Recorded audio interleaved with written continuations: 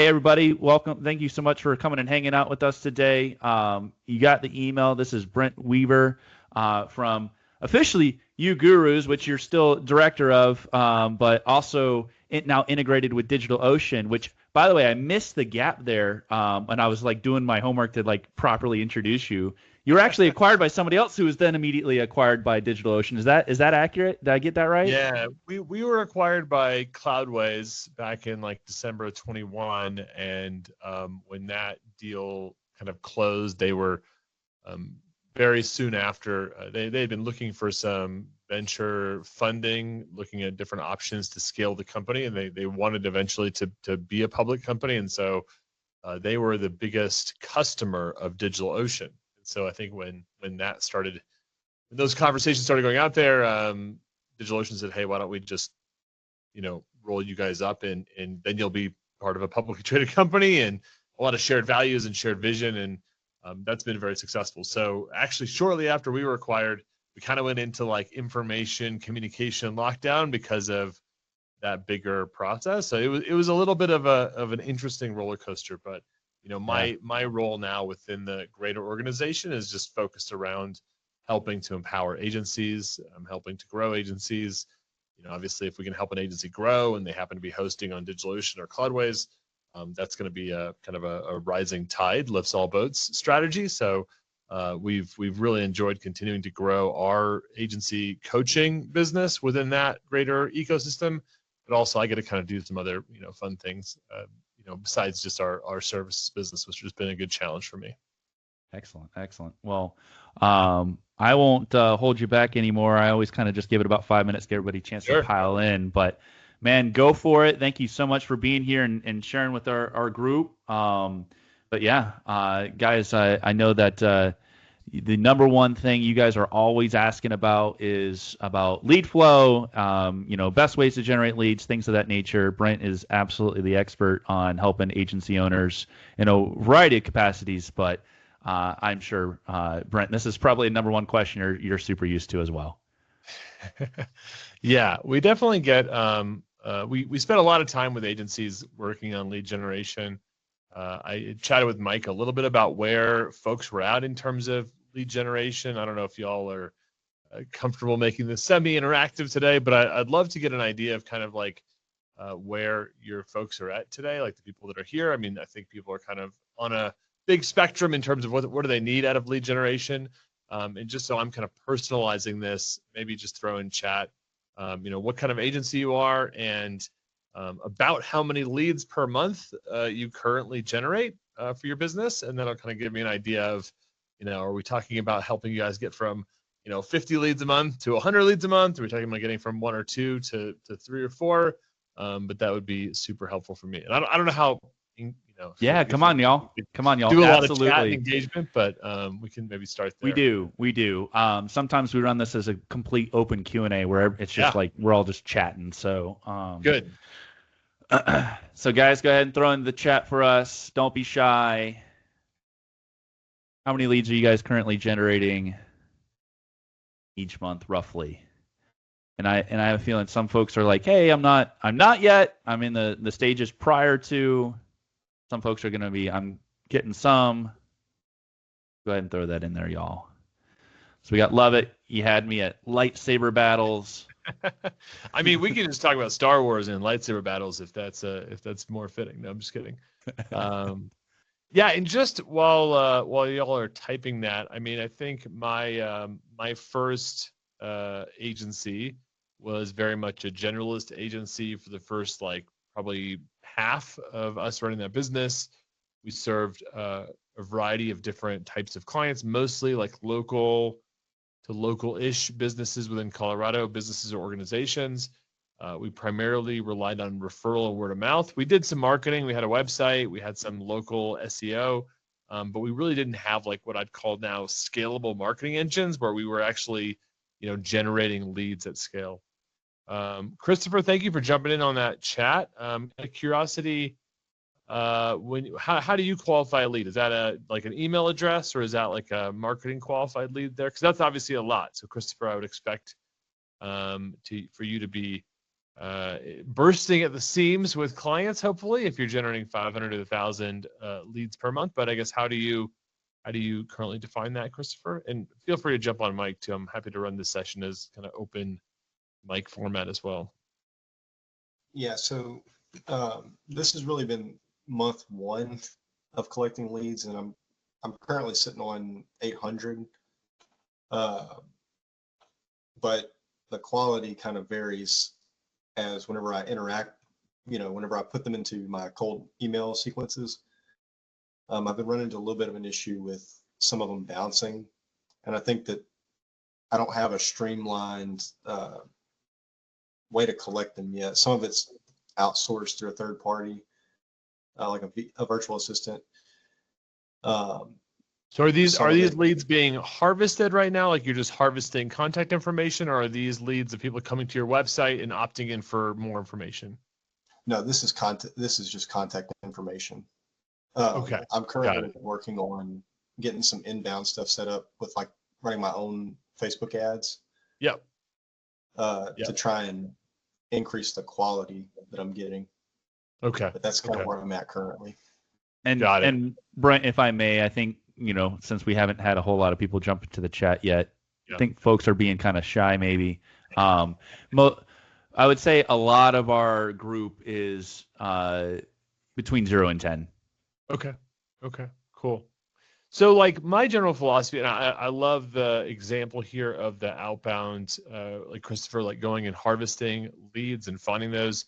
That's definitely a tactic that you can use. I think long term as a services business, outbound is a hard nut to crack, just because, especially if you're a solopreneur, you have, if you're primarily the one doing the work, outbound is something that you kind of have a dedicated like SDR, BDR team that's just doing it around the clock. And what we see with agency businesses in particular is because the core owner is usually, up until you get to about, $500,000 or $1 million in revenue, you're kind of like the marketing person, the salesperson, the chief account manager, the chief project manager, the financial planner, the accountant, the bookkeeper, the chief bottle washer, right?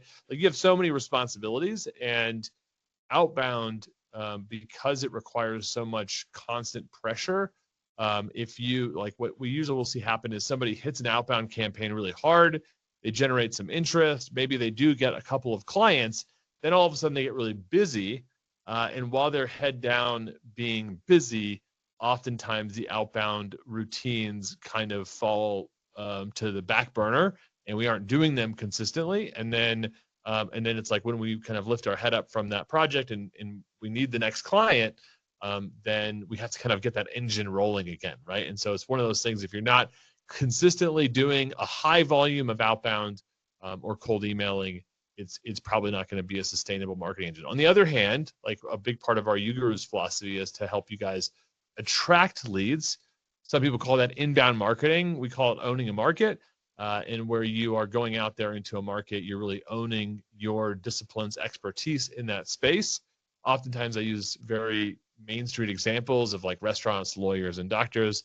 There are literally thousands of niches out there. There's thousands and thousands of niches out there that are outside of those kind of core buckets. But for our intents and purposes, when I use an example like restaurants, just think that means niche, right? So for me to go out there and own restaurants, there's probably several 100,000 restaurants in the United States. It only takes 20 or 30 high value clients to be running a high 6 or 7 figure agency. So, just within the restaurant niche, as an example, that market could support, 1,000+ agencies all working on restaurants, right? And they all have very successful 6 and 7 figure businesses. So we find that going out and owning a market, building authority content, building a following, it helps to kind of create a marketing system that's driving leads to you in rain or shine. When you're, let's say for instance, you go out there and you get on 5 different restaurant podcasts, those pieces of content are going to exist out there in the marketplace forever. And they'll just be kind of dripping you leads, right? So if you're really head down busy on a project, that content, that authority content is still working for you. If you have an email list that you're nurturing with a monthly or weekly email send, like, Mike in the and the company, that company, right, do a great job of like general like email nurturing. Those people are getting kind of warmed up, and then you're getting these kind of hand raisers, on a more consistent basis versus, cold outbound. When you're doing cold outbound, it drives the results. When you stop doing cold outbound, typically the results kind of stop. And just seeing from chat here from Krista, thanks for jumping in. Our focus is travel, recreation, tourism. I've been using LinkedIn to find contacts, but leads are usually from people I know or through Google searches around my ideal client. I struggle with finding time to personalize cold emails. I'm still working my full-time day job. Okay, cool. So a couple of kind of cold email examples. So we have I was talking to Mike about bringing, what content to bring in today. We have a program called UAcademy Launch, and I'm just gonna I'm gonna share with you guys just some of our like raw content from Launch. We'll kind of talk through some general high-level concepts around lead generation in early stage agencies, and then we can obviously kind of go where you guys want me to, of what's the most value. Is my screen shared right now? Yep, you are good to go. All right. So I think it's important as we get into like lead generation stuff, just to kind of set the stage a little bit on, some general concepts that will, I'm hoping, kind of help.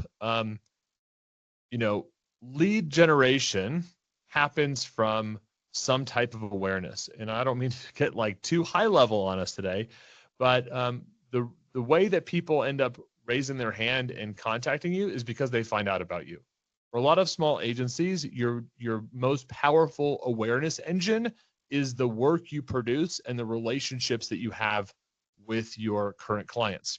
Something that we found at our first agency was that 80 or 90% of our clients came through referral and word of mouth. When we double clicked on that a little bit, though, we found something very peculiar, and that was that 80% of the leads that we got from that 80% came from clients that we were actively working with on a project. And there's probably you might have some obvious rationale of why that happens, but basically it's like, hey, we're front of mind for these clients. We're literally in front of them, meeting with them weekly. We're emailing back and forth from them, and just like anything, right? There's a certain kind of proximity bias, right? If I'm a business owner and I'm rebuilding a website, or I'm doing an SEO campaign and I'm meeting with my SEO agency, or I'm meeting with my social media management agency, and I leave that meeting and I go to a happy hour, or I go talk to my spouse, or I go to a pickleball game, right? And somebody's like, hey, Brent, how was your day? And I'm like, oh yeah, it was pretty good. I met with my web agency. We talked about like growing our business and whatever, right? Now all of a sudden, me and my pickleball friends are talking about, the web agency that I'm working with, and somebody might go, oh, hey, who are you working with? Our web agency sucks. Like, do you recommend who you work with, right? And then voila, right? We get a referral. And so what we found was that all of our referrals were coming from our active, most of our referrals were coming from our active, the clients that we were engaged with right now. The clients we weren't engaged with right now, the people that we had worked with 6 months ago, a year ago, 2 years ago, 3 years ago, by and large did not send us referrals. Now, it wasn't because they didn't like us. It wasn't because they hated us. It wasn't because they didn't value our work. It's just because they weren't thinking about us anymore. We weren't front of mind.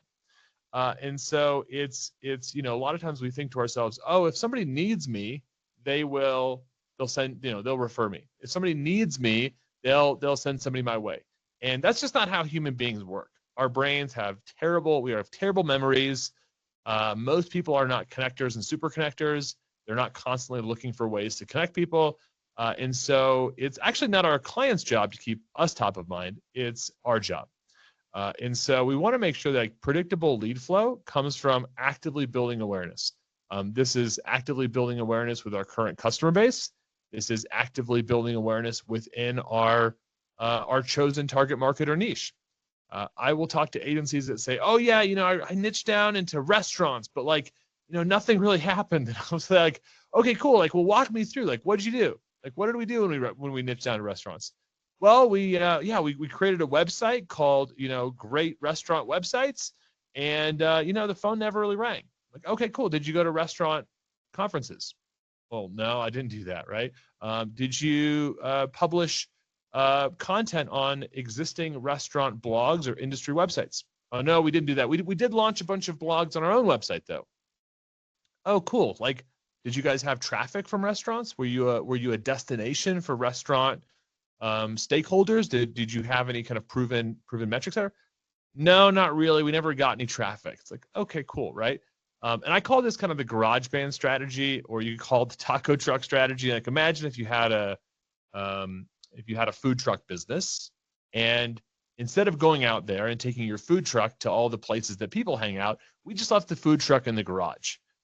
We all probably can understand, like, you imagine that frustrated business owner sitting in the food truck in the garage, like honking on the horn, like super pissed off, right? They're not getting any customers, but they're not actually out there. They're not actually out there building awareness of their business. And so if I were to sit down with most agencies that say that they have a lead gen problem, the first problem that they actually have is they have an awareness problem. Nobody's hearing about them, right? We might have a list of, and again, I'm not picking on anybody that jumps in and participates today, but Christopher has a list of, let's say, 500 to 1,000 leads. If we're not actively putting our content in front of that list is really of no value to our business. It's got latent value or potential value, but it doesn't actually have real value. It's the equivalent of a food truck sitting in our garage collecting dust. It's only when that food truck goes out to a place where there's actual traffic do we actually start building awareness, and we start to test, like, do people like our offer? Are we competitive? I've seen people, quote unquote, launch their agency, and they posted one time to their social media. They said, hey guys, I have an agency, right? And it's right next to like cat video, cool dog video, hardcore 8-figure influencer who has a whole production team and has got a whole team on, creating viral content. And you've got this one post that says, hey, I launched my business today, right? The average consumer, like 10 years ago, was inundated with 5,000 ads a day. I think today it's probably much greater than that. And so we need to start building awareness, right? So if our problem is, not getting enough leads, not knowing where to start, can't get results, won't get clients or revenue in time, we can obviously help with this a little bit. Opportunity is we can get lots of leads. And this stuff should not be complicated. At the level of, let's say you're in the kind of 6-figure agency, like to multiple mid 6 figures, right? Like $50,000 a year business to maybe $500,000 a year business. Most marketing is really boring stuff. It's not the exciting funnel hackers who are spending $50K a month on Facebook ads or doing massive launches and all that kind of stuff. Like, most of it is really, really boring stuff. And so we want to see you guys get more sales, more bookings.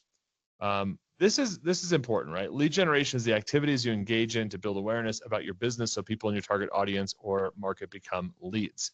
Leads are results of lead generation activities. So lead generation is not really a tactic. It's just a category of the type of work you're doing to build awareness for your business. So leads are the outcome. If you come to me and you say, Brent, I don't have any leads, the first thing that we're going to do is we're going to look at what are your activities, right? Is the problem that your activities are not working, that they're not aligned with the strategy, that they're not effective? Like, are your tactics not effective? Or is the problem that we're just not doing anything? And a lot of times with agencies, especially early stage agencies, where it might be a side hustle, it might be a part-time business, or you're just so head down working with clients, is we just don't have the time, or we haven't allocated the time yet to do lead generation stuff, right? We're not going out there and promoting our business. We're not attending conferences. We're not going into Facebook groups. We're not creating content that's going to be put in front of our audience.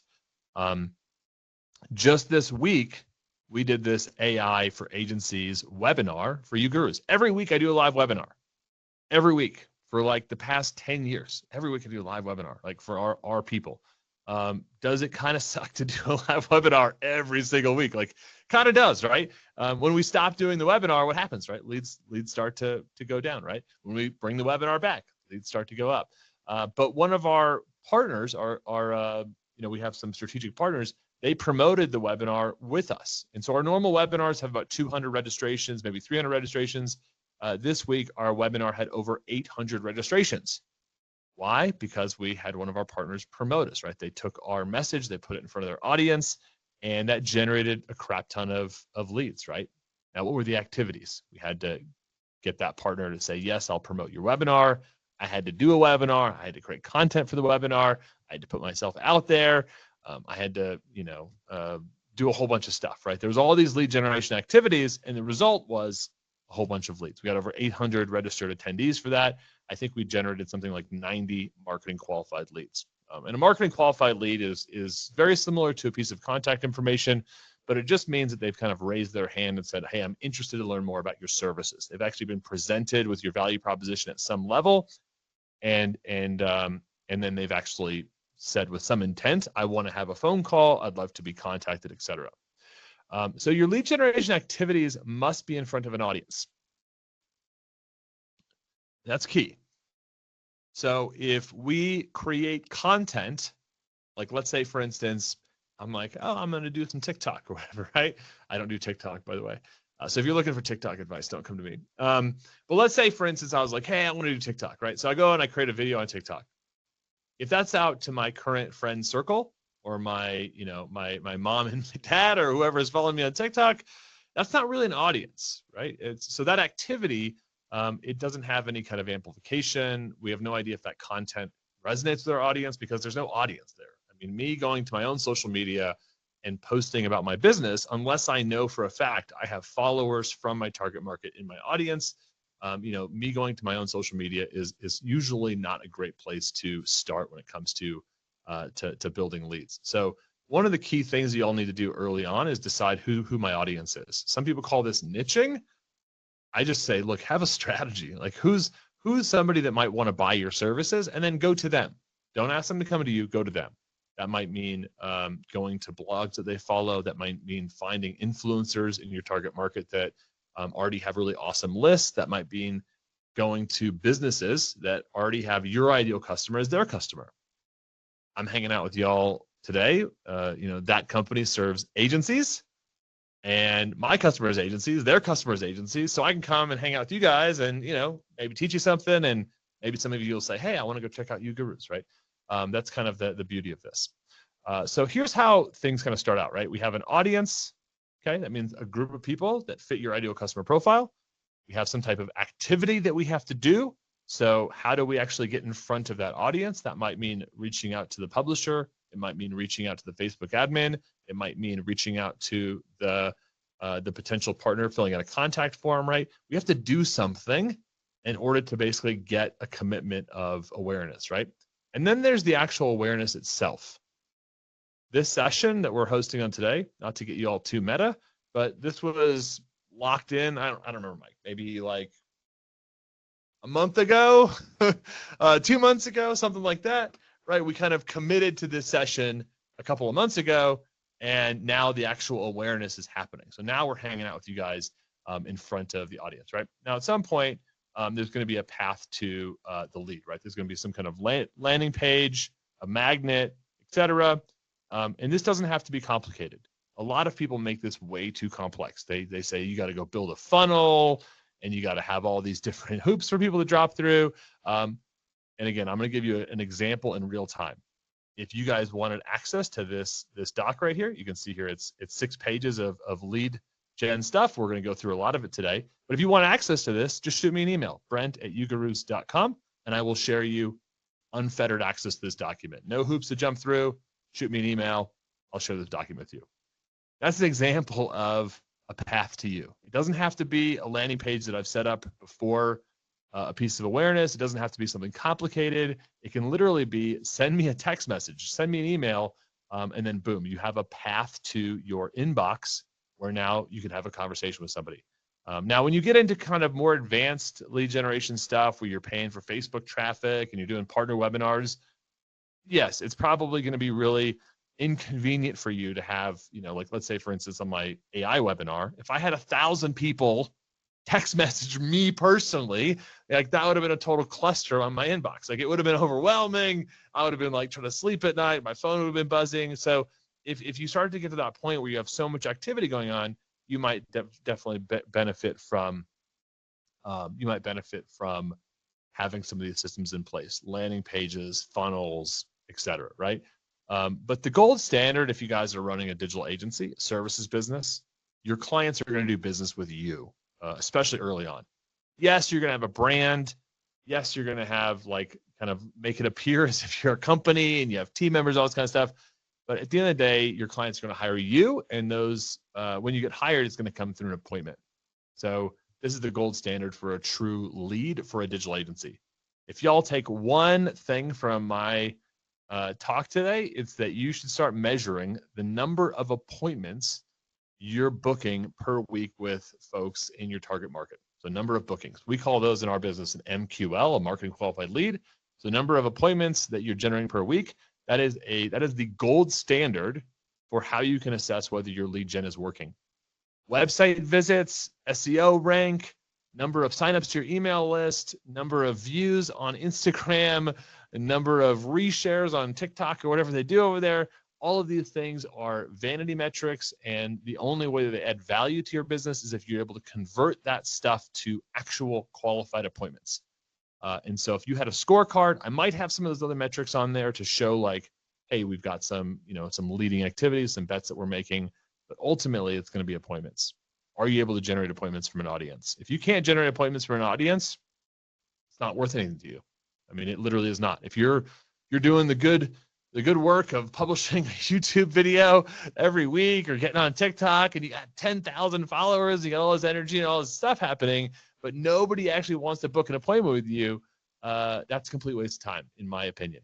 I've seen agency owners who have 10,000, 20,000, 30,000 Instagram followers, and unintentionally, they didn't realize they did this, but they actually built a list of peers, not prospects. There's a really big difference between peers and prospects. So for example, like Mike is a peer of mine, right? He's somebody who we do joint content together. He's spoken at one of our conferences. He sponsored one of our conferences. He's a peer of mine, right? But he's not going to necessarily buy from me. And so a lot of agencies that do like branding, for instance, they might have some really awesome, cool like logos and design stuff that they do. And they generate tons of followers. They generate tons of interest with other branding agencies, which is, I think, why so many people in the agency space end up coaching other agencies, because they actually, unintentionally, they get really good at attracting their peers, and they really struggle to actually attract their prospects. And that's something that we want to make sure that we're doing, is actually publishing content, going out to where our prospects hang out, which oftentimes is not the same place our peers hang out.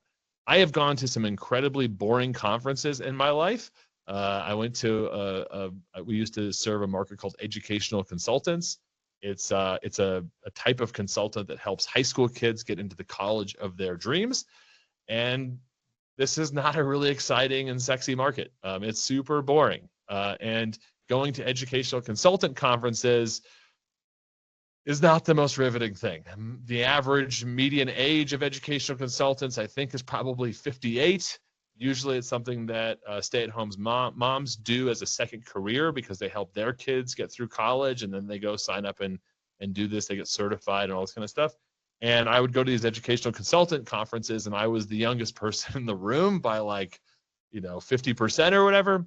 And I'd hang out with a bunch of older gray hair moms, and I talked to them about websites, and their questions to me were never like really cool growth hacky stuff. It was like, hey Brent, what's a domain? Like, okay, let's go. Right? Like a domain, that's it's an address. It's like a code you type in the computer to pull up a website. Hey Brent, what's a website? Oh my gosh, right? Like I'm going back to real basic stuff here. So that's where we start to look at those audiences that are prospects. And usually that means getting out of your comfort zone. It might mean getting on a plane and going to places that people hang out that are not very similar to you. And that's a really good thing, right? Because you can go into a market that you might not feel like you're the best influencer or best agency owner on the planet right now for your discipline, whether it's Facebook ads or Google or SEO or websites, right? But if you go to a market that is if you go to educational consultants, like they will bring you in on like the king's litter, right? Like you will literally be the smartest digital marketer in the room, and there's lots and lots of different markets out there. All right, so let's keep going. There's a couple of things, and again, I'm going to give you all access to this document, so I don't want to go through it all 100%. We look at things a little bit differently. So when we look at a marketing tactic, A marketing tactic is just like one thing. Like cold outbound would be a tactic. Guest publishing would be a tactic. Webinars is a tactic. I look at it as a marketing play as something that includes a strategy, a tactic, a channel, messaging, template, scorecards, and overall activity flow. As part of this resource we'll hook you guys up with today, I've got a couple of lead generation plays included. One of them is on what I call warm outbound. This is a little bit different than cold outbound. We want to leverage existing relationships and get warm referrals and word of mouth. So I'll give you these scripts that you can use today. I know some of you mentioned that maybe you had some issues with specific scripts. So we have some text, we have some calls, we have some social media, we have examples from our mentor. We also have specific scorecards, and we'll talk about leading and lagging numbers here in a second. We also have one for associations and groups. This is a major, hopefully a gold nugget for you guys again today around peers, not prospects. Every niche that is worth its salt has likely a state association or even multiple associations or local chapters that organize around that market. There's also lots of social media groups for specific niches. If your niche does not have state level associations or some type of trade groups, or it does not have existing Facebook groups, then I would revisit my overall strategy. Because what we want to do is we want to leverage a market that has existing infrastructure, and associations and groups are a great way to do that. And then I have outbound to inbound leads and or cold lists. So we've got some examples of some persistence campaigns. We have examples of scripts and all that kind of stuff. So people ask me for this stuff all the time. So we'll just hook you guys up with this document. It has all the scripts. It has examples of things that you might want to do within those spaces. It also has some scorecards. Okay, and so you guys can get that from me today. When it comes to CRM, and again, depending on your stage of agency, we actually don't recommend signing up for a expensive CRM if you're an early stage agency. I don't think you really need a CRM until you're probably at $500,000 a year and you have a large volume of inbound and outbound leads that you're generating. You can get pretty far with a really simple CRM. And we operate on a few different key outreach statuses. So one means that you've got business, you're moving forward with the opportunity. Scheduled means that you have a call scheduled with them. Once you have one scheduled meeting and then you have that meeting, the goal is always to schedule your next meeting, to always have that next commitment to when you guys are going to do something, whether it's a partner, whether it's a client. We're going to always make sure that we are scheduled with somebody, assuming that they're a qualified opportunity. So once you have somebody scheduled, like a lot of people have really fancy pipeline stages, like qualified and demo and proposal and discovery and all this kind of stuff. I look at it a little different. I just say you're either scheduled or you're unscheduled, right? Like that's it. And then assuming that you're going to follow through on the things that you promised that client. Of course, if you just had a discovery meeting, we're going to then create a proposal. If we just had a proposal, we're going to go into Q&A or negotiation. If we sign off on a proposal, we're going to go to contract, right? So of course, we're always going to have that kind of next thing that we're doing. But at the end of the day, are you scheduled to speak with a prospect or are you not scheduled to speak with them? If you tell me that you've got this amazing lead and you are not scheduled with them, you do not know when you're going to speak to them next, I don't think that's an amazing lead anymore. So we want to keep these statuses super simple. In pursuit just means that we don't have a meeting with the person and we are pursuing that meeting. That's all that means. We're not pursuing a proposal. We're not pursuing a contract. We are just simply pursuing an appointment with that person. That's always the first step with somebody is, can I get them to schedule a meeting with them? That is like the smallest unit of win that a client can potentially give you, right? It's an indicator that says this person is willing to spend 20, 30, 40 minutes with you. That's a win, right? That's the first thing that we want to have. Once we have that commitment, now they're scheduled. On deck, this would be earlier, Christopher, you mentioned you have 500 to 1,000 leads sitting on a list. You probably can't effectively reach out to that many people in a single day. And so what we need to do is we need to build an on-deck list. And that on-deck list is the people that we're going to reach out to next. And the in-pursuit list is the people that we're going to reach out to today, right? We're going to actually kind of have some kind of persistence routine. That just means that we're let's say, call, email, text them on a daily basis for, let's say, 7 days. And then if we can't get a hold of somebody, we'll move them into recycle. Or if we talk to them, let's say Christopher calls one of those 800 people or whatever, and ring, right? They pick up the phone and, They say, don't ever call me again. Okay, right, got it, right? You will get that, right? That would be a DQ lost opportunity, right? They're not willing to speak with you. They have no interest in talking to you. So we're gonna notate them as DQ lost. If I call somebody 7 times and they don't ever actually pick up the phone, I don't ever actually talk to them, I don't find out new information, then I would actually move them to a recycle list. I'd come back to them later, right? If I send somebody 5 emails and they never respond to me, what does that mean? Does it mean that they're not interested? Does it mean that they hate me? Does it mean that they don't ever want me to contact them again? None of the above. It just means nothing. It means absolutely nothing. It means that you sent them 5 emails and they did not respond to any of them. It could mean a myriad of things. It could mean that they're on vacation. It could mean that they have your emails filtered out of their inbox. It could mean that they don't know how to use email. It could mean that they're in the hospital right now receiving cancer treatment, right? It could mean all sorts of crazy stuff, right? You have no idea what it means. All it means is that they did not respond. And it's really easy in marketing and sales to infer lots of things, right? We start to assume things about people, and that's where we get into trouble, right? Especially if that assumption starts to create some negative, guilt or negative head chatter for ourselves.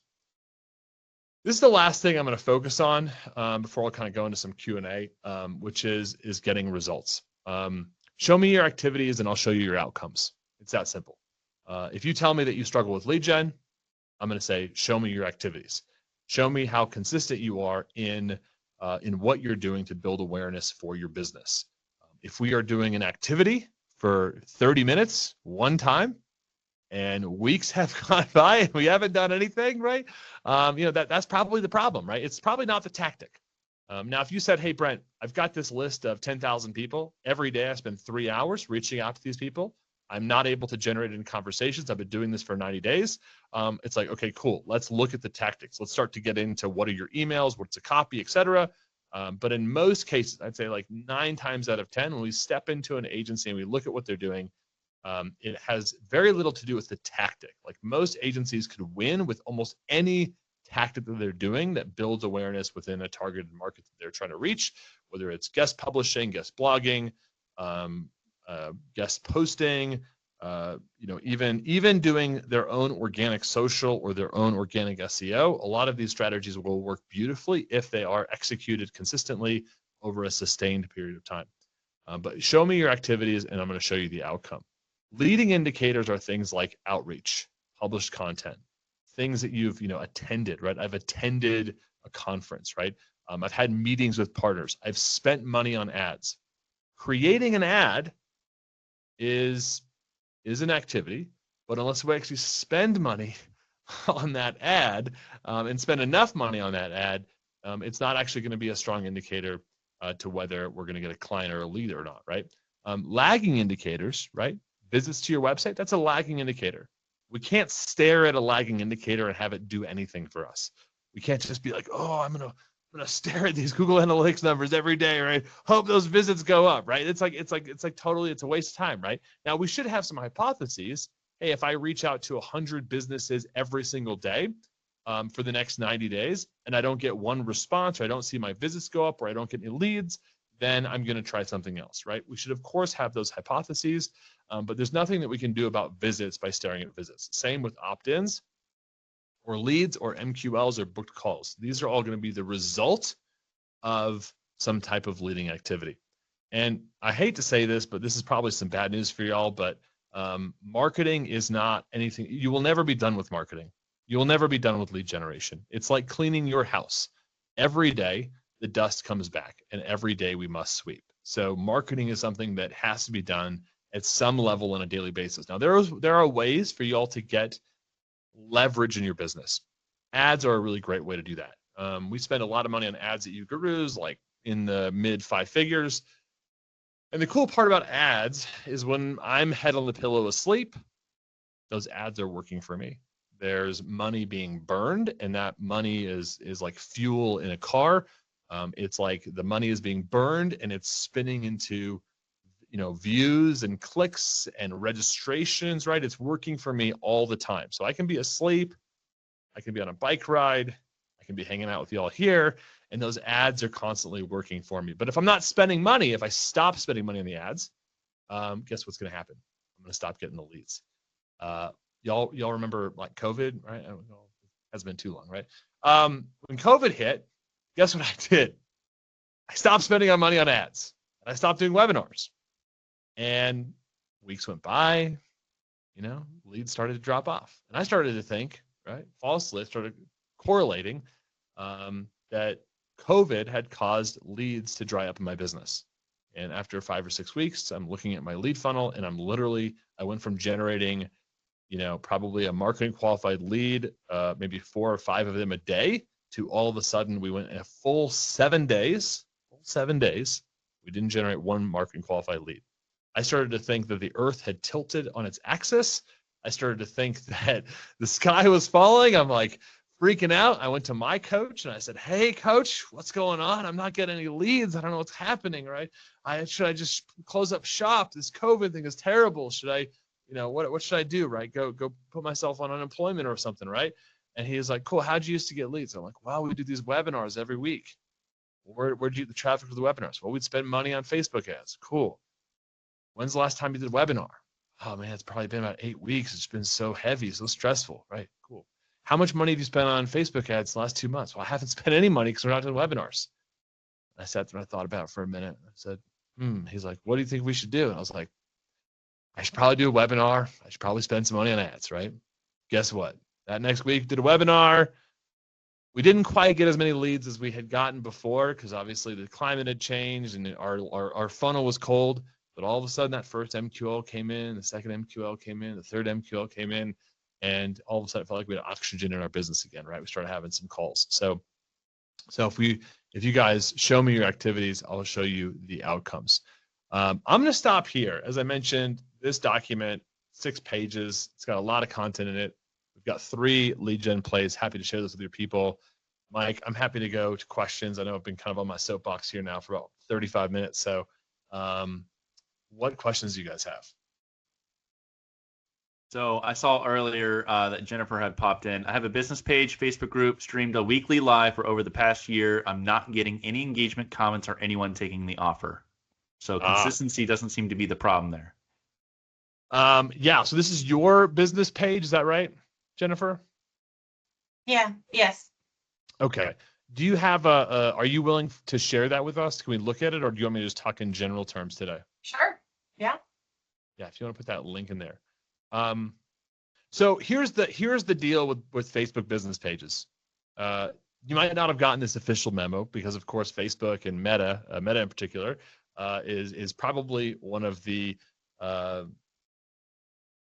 they have done something amazing in the marketplace in terms of value for us as business owners. But they are the most secretive, poor customer service company probably on planet Earth, right?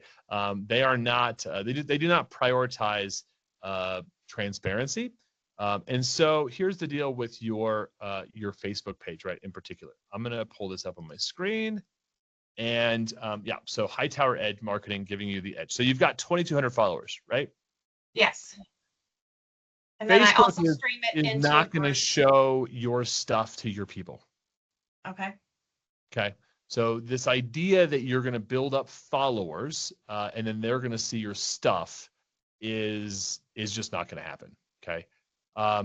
Your followers, it is theoretically possible that they could see your stuff. That they could, right? If they are somebody who engages with your content when you release it, if they come in and check your page frequently, like this, think about this as like your employees, your team members, maybe some of your champion customers, right? They very well might see some of your stuff. But by and large, the best way to reach these people is going to be to run ads to those people with your content within the Facebook ad manager. You can target your followers. And so basically Facebook, probably several years ago, they kind of changed their perspective. They said, look, if you're a business on Facebook, you got to pay to play. And that's just the reality, right? They're not going to prioritize your business page content within the feed unless it's super viral and it's getting tons of engagement and they see it as something that's going to actually keep somebody on the Facebook platform. Unfortunately, most content that we produce on Facebook business pages doesn't really compete with it doesn't really compete well with cat videos, right? And so Facebook knows that that's going to take engagement off the platform. And so the only way that they'll ever put your content in front of a user is if you pay them to do that, right? And so that's just a little bit of their philosophy. So I would, it's still good to grow the Facebook group, or I'm sorry, the Facebook page, but I would think of it more as almost like a pixeled audience for you, right? Is that these 2,200 followers you can target through your ads. Now it's pretty affordable to target 2,200 people on Facebook with ads. Like you're not going to pay an arm and a leg to put your content in front of them, and you can just kind of drip your content with a handful of ads to that group of people, and you'll get much better viewership on that. Now you mentioned you also have a group. Is that right? I do. Is that group linked to from the page here? Is it? Think. Looks like you Yeah, got this. it. This is it. Okay. Yeah. So you got 6,500 people in here. Are you doing 2 steps in this group? What do you mean 2 steps? Okay, cool. So that was a great answer. I love that answer, right? That means we get to show some fun stuff. All right. So if we go into my Facebook page, which who knows what's going to pop up? That's always my disclaimer there. So we've got about 20,000 people in our Facebook group, Profitable Digital Agencies. And so what we do in here is we throw some of these. We do put some content in here. Here we go. This is a 2-step. Who wants my 27-page referral marketing guide? It's helped me close 7 figures in business, right? So you can see here, 453 posts reached, 32 comments. That's actually, I would say, pretty weak sauce in terms of a 2-step. So 2-step means that there's step 1, here's the post. Step 2, somebody says, I have to play or whatever. And then from here, our team, right here, Dakota is on my team. He says, hey, I just sent you a PM, right? So we're essentially using that as basically a gated content so that somebody has to start a conversation with us, and then we send over the resource. Now, when we send over the resource, what do? We ask a qualifying question. Hey, do you run an agency? Hey, tell me what kind of agency you run, right? And all of a sudden now we're in a conversation with somebody, and we can actually nurture that person into a lead. Maybe all they wanted was the freebie, and that's fine. Maybe we can, maybe they have an immediate pain, and we could jump on a call. Does that make sense? It does. Okay. So yes, I've done it. I don't have very many. I don't get very many comments. The engagement is low because there's not very many views. Yeah. So think of like, I without going into your influential women entrepreneurs, which I am not one of, it's hard to know, right? So I showed you this one, right? This was I would say I would give myself criticism here. This is weak sauce from a 2-step standpoint, right? 32 comments, right? Check out this one. Want a 1 proposal pack, 20K, 50K, 60K, and 100K templates, right? Some money icons, right? 212 comments, okay? So the quality of your give will determine a lot of times what the outcome of your 2-step is. So this is another example here. We've got a 44-page guide on how to find, sell, and deliver $10,000 websites, 272 comments, right? So find something. I mean, the one thing that I would experiment with your group right now is I would try to find something that's like the most valuable thing. Like you would normally charge somebody a few $100s to get this thing. That's going to be like, that's good 2-step material. If it's a free ebook that somebody could generate themselves on ChatGPT, it's probably not going to get a whole lot of play. Okay. So that would be my one suggestion there, is to try to increase the value on your potential 2-step gives. And again, think you are competing with cat and llama videos and whatever. Like you got to give something that's really juicy on that. The other thing is do you contact and actually reach out to people when they join your group? How many joins do you get per day? I have like 4 or 5 a day that come through. Okay. Yep. I just hired a VA. Do you ask them for phone number? Phone number, no. Email, yes. There is a question on whether or not they're growing, and if they're growing organically or with paid ads. And so I do have a list of people that are that say they need help, but I feel like if they're not growing, how am I going to help them run ads? Which, I mean, it might be like, I would look at these. Do you currently have a business that's generating sales? How are you growing your business? Email. I mean, you could consider like our join questions are Let me see where I can find that. I never know where we ask for membership questions on the left there, left bar. You're so good, Mike. Thank you. So we ask for phone number and then we just call people. Yeah. So we'll send them a text with the thing, and then we'll give them a ring before we allow them into the group. And then when we're talking to somebody, we'll say, hey, we saw that you applied to be in the group. Do you have an agency? Yes, I have an agency. Great, cool. I've got some extra resources for you. Do you want those? I can send them an email to you. What's your email? Great, awesome. I'm sending that over to you. I'm letting you in the group right now. By the way, tell me a little bit more about your agency. We have a bunch of resources for you.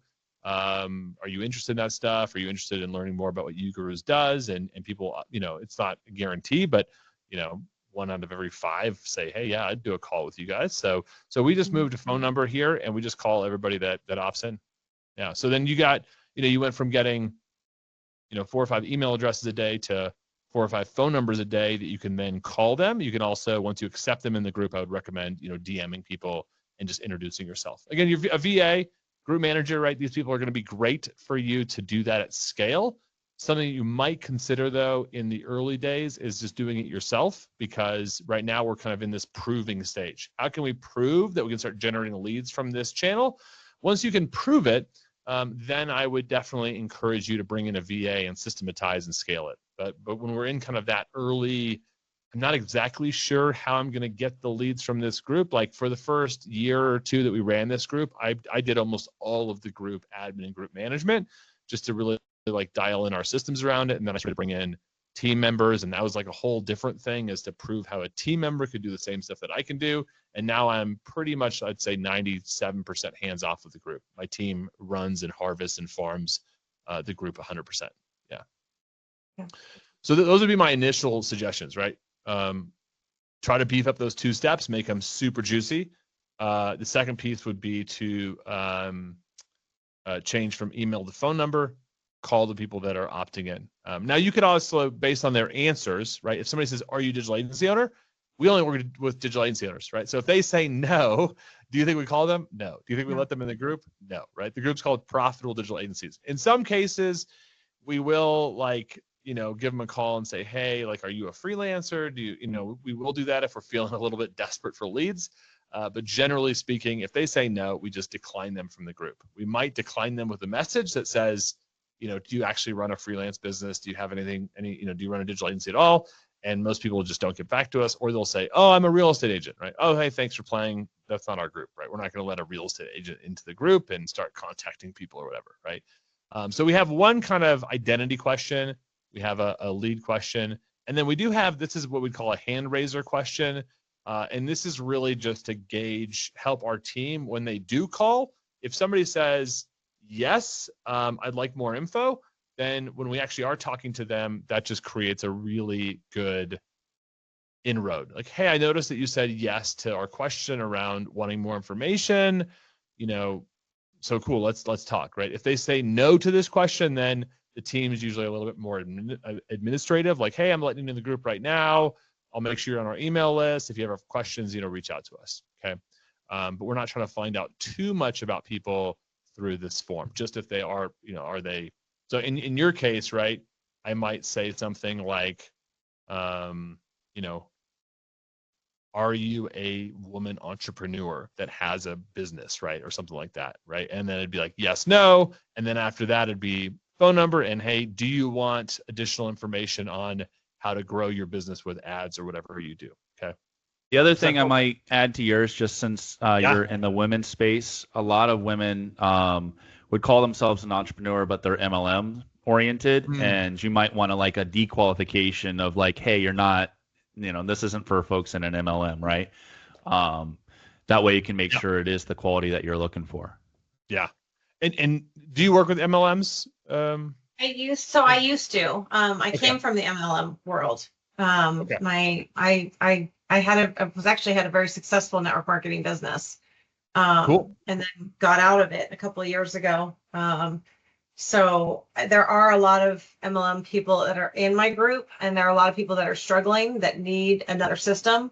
So there's So there used to be a question. It's just evolved over time by listening to different coaches and different people saying, change your questions and do this. So, there used to be a question because I was trying to formulate a system that could help people, find a better path, because there was a time where I turned into a business coach where I was helping people get out of MLMs and find a more stable business, because there were so many people failing in that business model. So. Just for kicks, do you mind letting me in the group and I can actually look at some of your posts Sure. too? Mike, how are we? I'm fine. You're good, man. You're good. If you want to keep going, if anybody's welcome to hang out. Yeah. And this is good. Like looking at, I think groups are a great way. As I mentioned earlier, Jennifer, like, if we're not getting qualified appointments on a lead channel, right, then the numbers, like the vanity metrics, don't really matter to us. So 6,500 people, like, hey, this is a great list size, but if we can't tie this group to consistent qualified bookings on your calendar for your agency, then like it's almost, that's the only thing that we should focus on is just work on that until we get that right. We're not going to work on group growth. We're not going to work on other channels. We're just going to zero in and be like, okay, I'm just going to obsess about this, this bookings number from this channel until I can get it to go from like 0 to 1 booking, and then 1 to 2, 2 to 10, 10 to 100. And those numbers that I just mentioned are kind of like, those are like, you should be in now. What's that? Oh, am I in? You should be in now. I'm going to hit refresh. I'm now a influential woman VIP, so I'm feeling good. So here you are, right? So you get your welcome post, 305 likes. So, again, this is just getting into, do you when you see somebody engage, do you like add them as a friend? Do you reach out to them? I used to. I haven't in probably the last year and a half or so. Do you have a 2-step that I can see?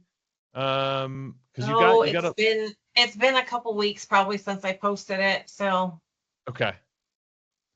And are these like intro posts? Are these like welcome posts? What are these things? These are members just posting on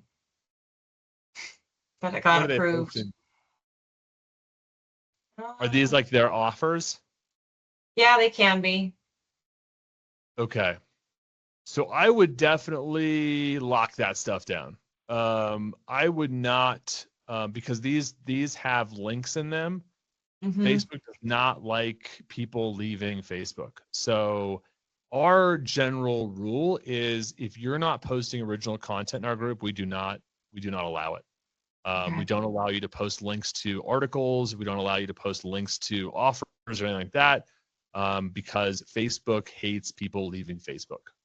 And so, and this is even for your links, and you see people doing this all the time. They'll post some really juicy kind of authentic content, and then their first comment on their own post is a link to like the next action thing. And again, it sounds just ridiculous that you have to still do that, but that's kind of how you do it. But if you have a whole bunch of members that are basically posting this stuff out, I mean, I'd think of it back to the SEO days when you had, you're just given link juice, right? You're taking all of your SEO goodness, and the more people that you link to, almost like in a lot of ways, the more you devalue your site. So here we go. I have a list of 100 Facebook groups. Is this from you or is this from one of your members? No, it's from a member. Okay. So again, you got to stop the member promotions unless that's some kind of value of your business. We can't allow group members to do 2 steps. So what you're essentially doing is you're giving your group the authority to dilute your ability to do 2 steps, because your group is seeing 2 steps. They're not effective 2 steps because they're from your group, and it's gonna pull away the ability. It's gonna damage your groups. Like this message, I can't see the views, right? I'm not a group admin. But I would imagine that these are getting low views, right? So we want to create a group rule that just says, like, this group is about you. You can come to the group and ask questions. You can come to the group and share experiences, but you got to come in and it's got to be authentic and real. It's got to be real content, right? This group is your peers, not your prospects. And Elizabeth is using this group as her prospects. She's saying, hey, come and 2-step me, right? So we're just going to keep that stuff from happening, right? So moving into, right, again, this is somebody that's this is a group member, I assume. Promoting. Yeah. Yeah, they're So again, promoting. link promoting, right? That's killing the group vibe. Now you can have certain requirements, like something that we've done to get people like to feel like they're still a part of a community that wants to see them successful. And I'm just going back up here. Let's say, for instance, you have, Offer Madness Mondays, right? You would lead a post in your community that says, hey, wonderful VIPs, today I want to see your offers. This is your chance to put your offer in front of our members. Here's the things that we like to see in an amazing offer. Post a comment below with your offer, right? And now we've created a post that gives the entire group permission to comment, which creates a whole bunch of engagement on a single post. And then the links are all in the comments. They're not in the core. They're not in the core content itself, right? And so we can kind of be the curators of when people can post their 2 steps, when they can post their offers, when they can post their webinars. Like, hey guys, you have a webinar. Let's all fight together as women entrepreneurs. Let's support each other. Hey, today is Tuesday. Promote your webinar day. Post it as a comment to this thing, and we'll all register for it and do whatever, right? Versus this kind of group death by 1,000 cuts, okay, where we have a lot of people posting their stuff, and then it's taking away your group stuff. What do you think about the tagging everyone thing? Is that a thing that you recommend or don't recommend? Like and others, like tagging.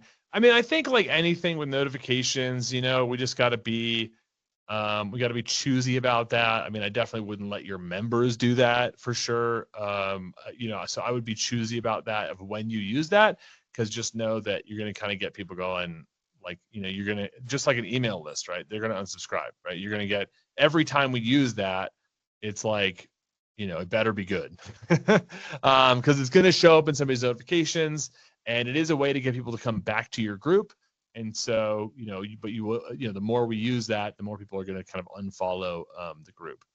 And I'm just trying to find one of your 2 steps here, and there's just a lot of, again, this stuff, right? This is like, and this would be, again, like, I don't know who Nikki Bonner is, but my message to somebody here, right? Again, I would in your group rules say no posting links, no posting like external links to third-party content, articles, offers, blog posts, etc.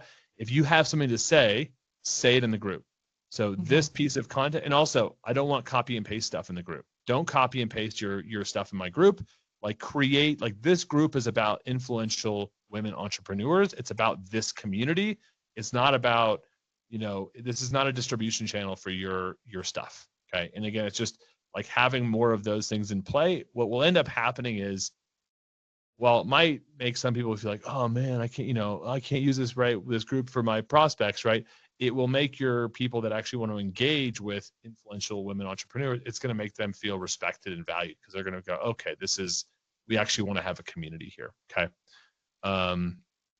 Cool. So I didn't used to, and then it was a suggestion that I should allow members so that they would continue to join the group so they could post their stuff. So yeah, and that's just trying to cure.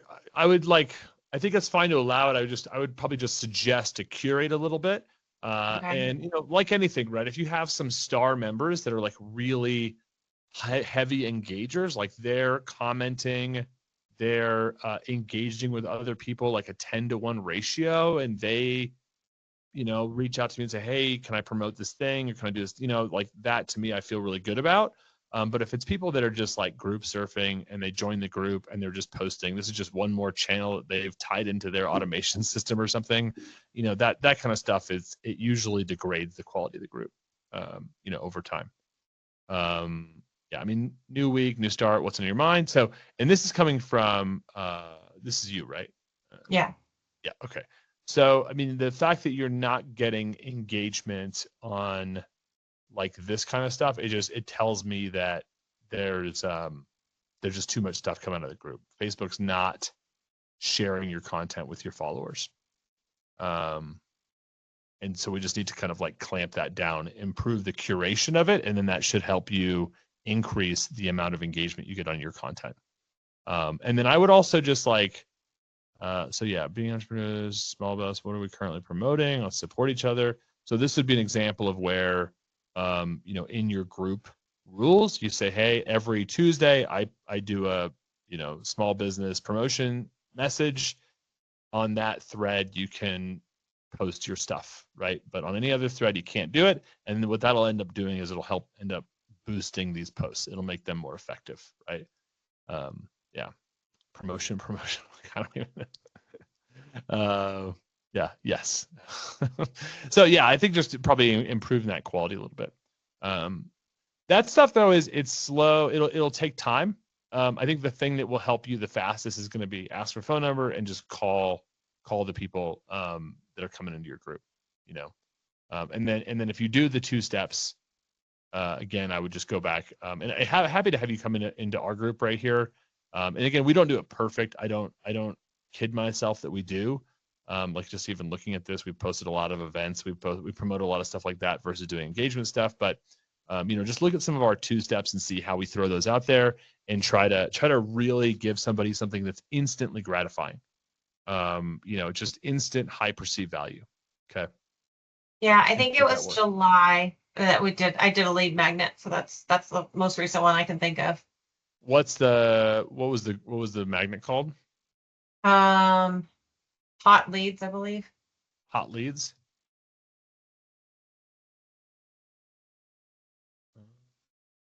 No, it's not coming up. Probably a live July? promoting it. There's this guy. No, it was also, I also did a post about it, but I'm not sure where it went.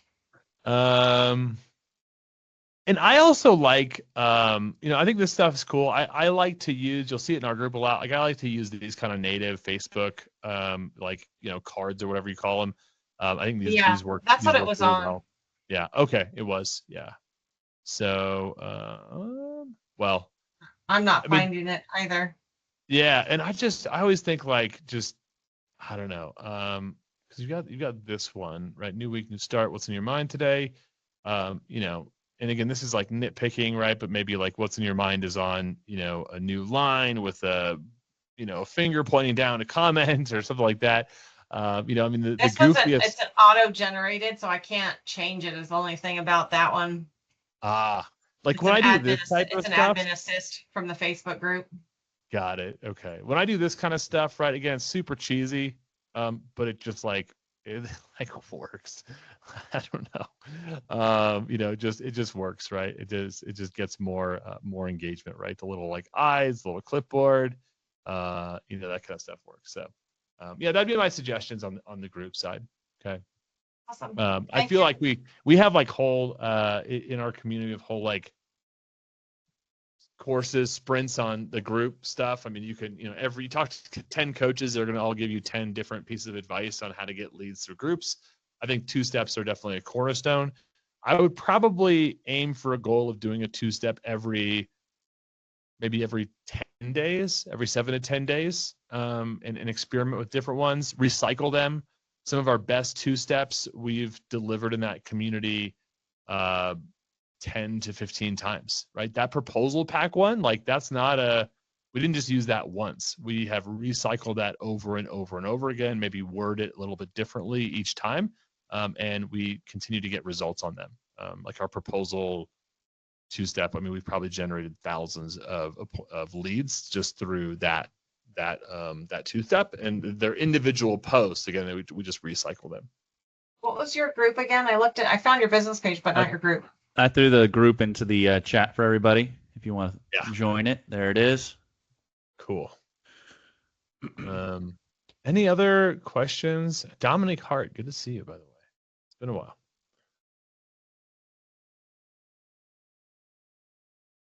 Yeah, hi, Brent. How are you? I'm good. It's been a while. I was driving most of the time, so but I was here. But I am about to jump in a few. I have to go to my first holiday party of the season. But I did want to say that I am a 10K graduate of Brent's UGURUS program, and I can definitely testify to. I realize my camera is off. Hello. And so, I'm a 10K grad. I don't know if you're still doing 10K, Brent, but I am a 10K grad, and that's when I first learned that I was doing my discovery process completely free, and I had like no idea. And so that was a major aha, and it made a huge, revenue difference in our business, and the community's great. Yeah. The community's awesome, and yeah, can't say enough about it. So Brent's your guy. High powered agency.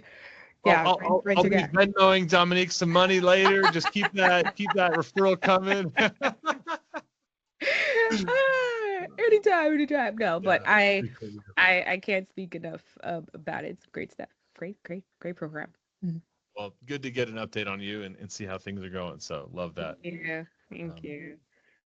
So, yeah, this is great. And congratulations on all that you're doing, Jennifer. I couldn't say it before, but it's great effort to build a community to that amount. If you're just starting it or anything like that. And I think it's great efforts. And especially once you start running ads, you have a great pool to start from as opposed to like 25 members. So yeah. Actually, we just celebrated our 4-year anniversary. So nice. Started 4 years ago. Nice. So yeah, I think it's great efforts. Yay, Jennifer. Yeah, nice work. All right, I gotta run, but Brent, it was great to see you. Mike, always great to see you. Bye, Absolutely. everybody. Good to see you. Bye. All right, Brent, anything else you want to end on? I just so your folks have my email address. If they want to shoot me an email and grab those, I can send them links to the launch playbook. We have a program for early stage agencies called Launch, and that's some of the doc I was sharing with you today is just kind of part of that playbook that we give out to folks. But happy to give you our lead gen chapters. So just send me an email on that. I'll just send you. It'll be no opt-in required on that. Just I'll send you the links to those documents. They're just super long Google Doc links. And yeah, if you have questions on those, happy to answer. If you guys want to chat about how we coach agencies, always happy to have that conversation too. But my goal is just to help you guys and do whatever we can to see your agency grow. We're very committed to this market, and we have a podcast, and we do a free weekly webinar series at UGURUS. So those are always fun to go join as well. We have a few topics we cycle through, but leads is one, sales is one, recurring revenue is one, and now we're committing down to doing an AI webinar once a month. That was the webinar we had this week. That was super killer. We had 3 agencies come on and share specific use cases of how they're leveraging AI in their business, and we were very careful about sharing cool things that agencies are doing as long as they can prove that it's had a measurable impact on their capacity, on their revenue, on their actual leads. We don't want to see shiny objects that are just fun to play with, and we actually want to see them getting results for the agencies. So once a month, we're going to bring some of our members and mentors together and do that AI session, and that was killer this week. We definitely had some cool case studies. It makes me want to quit my day job and go play with AI all day, but that's obviously not very useful. So, but yeah, definitely reach out to us, and hopefully you guys follow us. Hopefully this was helpful for you, and also Mike, thank you for all you do, man. This is so good, and I'm so proud to see you guys still like helping so many agencies and helping so many businesses. It's been really cool to see you guys continue to evolve and grow over the last few years. Thank you for investing in this group and this mastermind. We'll be taking this recording. It'll get emailed out to our list of about 20,000 folks. It'll get on our YouTube channel. We'll be sharing it in a lot of different places. So thank you for investing in all these agency owners. And I look forward to catching up further. I know it's been a little bit since you and I sat down, so we'll have to do that.